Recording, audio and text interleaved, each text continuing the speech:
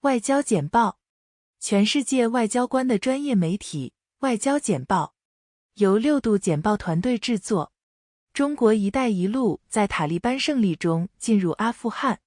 彭博社，中国和巴基斯坦已同意将“一带一路”倡议扩展到阿富汗，这表明数十亿美元用于基础设施项目的潜力。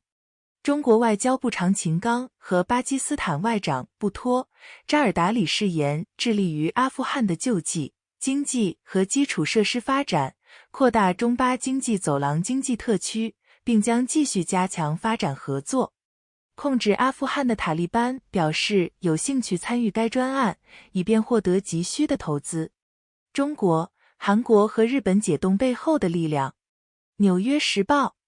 韩国和日本分别在尹锡悦总统和岸田文雄首相领导下的新政府的到来，导致两国关系迅速解冻。这在很大程度上是由于双方都需要与华盛顿更紧密的结盟，因为中国对世界的看法的推动削弱了美国的力量。随着北韩日益增长的核威胁和导弹威胁，首尔和东京认识到与美国建立三边合作的战略价值的必要性。两国都在扩大军事合作，因为两国认识到快速变化的地缘政治环境带来了他们无法单独应对的挑战。近年来，中国和俄罗斯军用飞机在韩国和日本领空附近的联合演习有助于强调这一点。朝鲜不仅向日本发射导弹，还威胁要对韩国进行核攻击。越过一劫，苏丹调解人面临艰难抉择。BBC， 苏丹正处于国家崩溃的边缘，可能比叙利亚或也门更糟糕，据总理阿卜杜拉·哈姆多克说。美国和沙乌地阿拉伯呼吁敌对派别的领导人参加在沙乌地阿拉伯举行的会谈，以达成停火协定。调解人需要获得两位将军的信任，并向他们保证，现在做出的让步不会让他们暴露在外和脆弱之中。不利的一面是，交战双方将要求在政治谈判中发挥主导作用，并要求制定符合其利益的议程。两位领导人都在寻求对战争罪行的大赦，都不希望建立一个民主政府。结果很可能以和平协定告终，军事领导人分享战利品。苏丹援助工作者呼吁将本地化的民事努力作为援助努力的关键，因为饥饿有可能成为战争武器。德国的外交政策与中国棘手的平衡。德国之声，根据绿党、社会民主党和自由民主党最近达成的联合协定，德国新政府的外交政策将是价值观驱动的。绿党外交部长安娜莱娜·贝尔伯克 Annalena Baerbock 强调民主、法治和人权是核心价值观。他批评中国最大的贸易伙伴中国未能满足这些要求。然而，贝尔伯克的做法也面临德国批评者的抵制。他们担心与中国这样经济至关重要的国家的关系存在敌意。其他人则指责德国政府在人权问题上全是啃吼，不咬人，特别是当一名德伊朗双重公民在伊朗被判处死刑时。外交政策专家约翰内斯·瓦里克 Johannes Warwick 警告说，过度优先考虑价值观可能会大大减少妥协所需的回旋余地。继承的男人就像猿猴在最令人沮丧的动物园里。英国独立报，热门电视节目《继承》的最新一集看到罗伊家族为他们的族长洛根的葬礼做准备，同时也参与了残酷的公司操纵。该家族正试图挫败他们的竞争对手与前欧洲法西斯领导人的家人之间的潜在商业交易。这一集还出现了家庭律师格里及其古怪的中间兄弟康纳的罕见露面。该系列不仅融合了幽默和家庭戏剧，还结合了对现实世界趋势和政治的批评。这些趋势和政治经常扭曲有钱有势的个人和公司。苏丹之春的民主希望如何大错特错？华盛顿邮报，自4月14日以来，暴力冲突一直笼罩住苏丹。2名将军争夺权力，数千名难民逃离该国。然而，据华盛顿邮报报道，冲突的根源很久以前就开始了。自60年前获得独立以来，苏丹遭受了一轮又一轮的军事统治，只是被民主时期短暂打断。2019年，在奥马绿·哈桑·巴希尔总统被推翻后，向民主过渡的希望很高，该国公民梦想住自由。但是，随着阿卜杜勒·法塔赫·布尔汉将军组建了一个由文职代表组成的主权委员会政府，苏丹武装部队从未真正放弃过他们的权利。穆罕默德·哈姆丹·达加洛将军也被称为 Himeti 和准军事快速支援部队的负责人，仍然是一个关键角色。文职总理阿卜杜拉·哈姆多克在国际支援的过渡宪法下几乎没有实权。这些安排将权力集中在军方手中，所有的枪支和广泛的商业利益，包括大片国有企业和私营企业、金矿和石油业务都没有受到影响。如果你在国外遇到麻烦，加拿大会来找你吗？多伦多星报：加拿大公民从苏丹撤离，引发了人们对该国保护海外国民的责任以及将他们从危险中解救出来的准备情况的质疑。加拿大的疏散航班于上周末结束。此前，在苏丹当局登记的1728名加拿大人中，有400多人被送回家。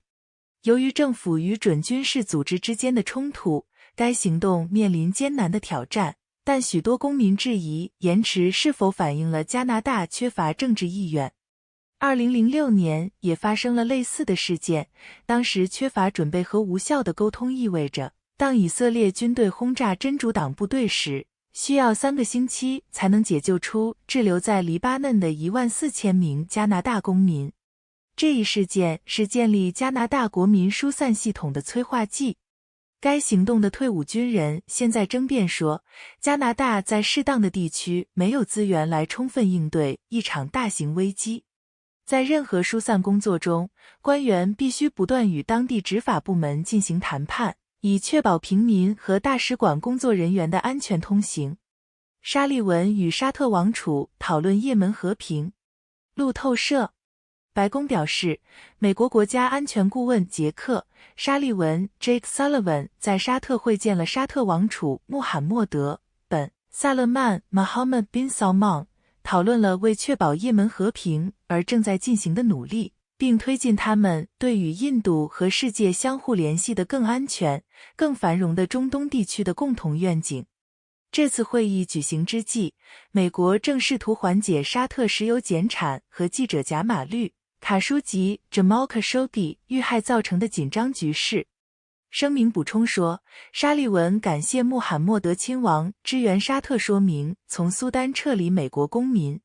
没有提到巴林最近关于与以色列关系正常化的报告。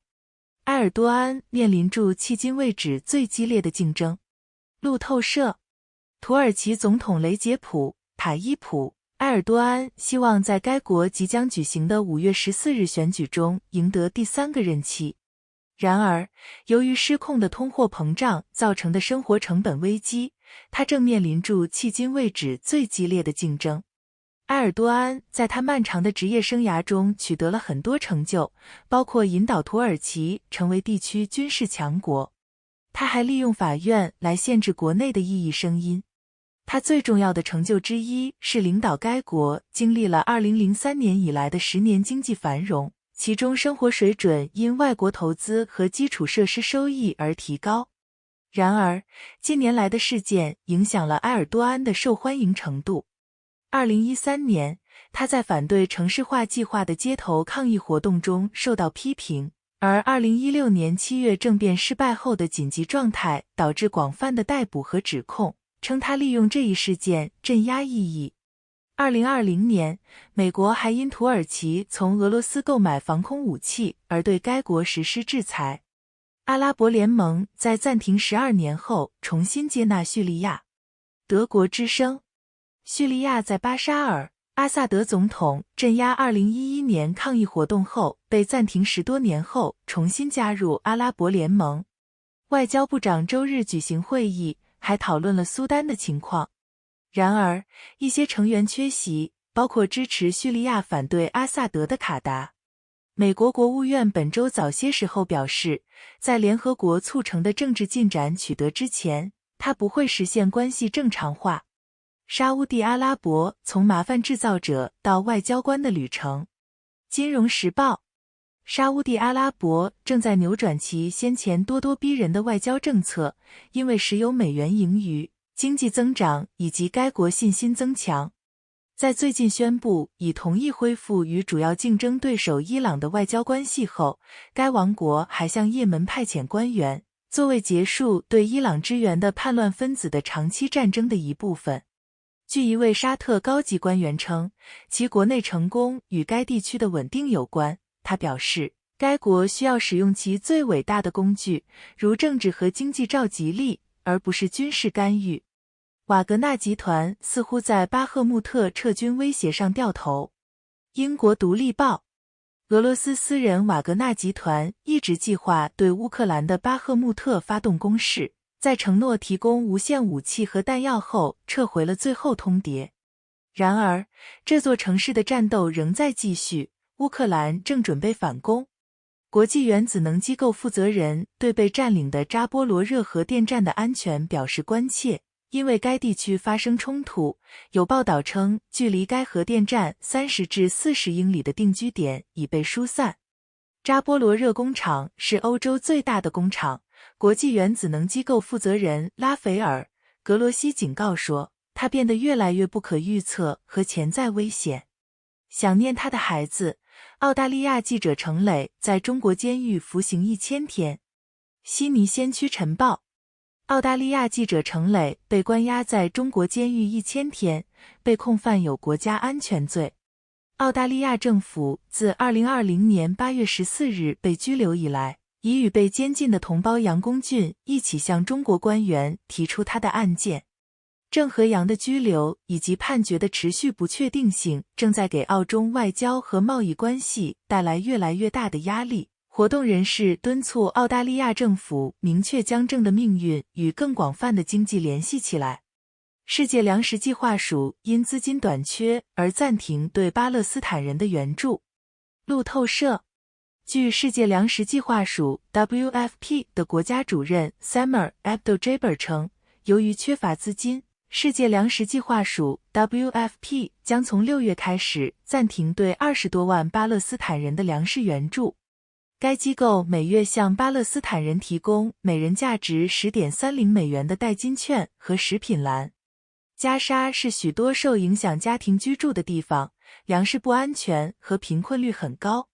失业影响了该飞地230万居民中的 45%， 而 80% 的人依赖国际援助。在加沙市的粮食计划署办事处外举行了高呼抗议活动，以抗议此举。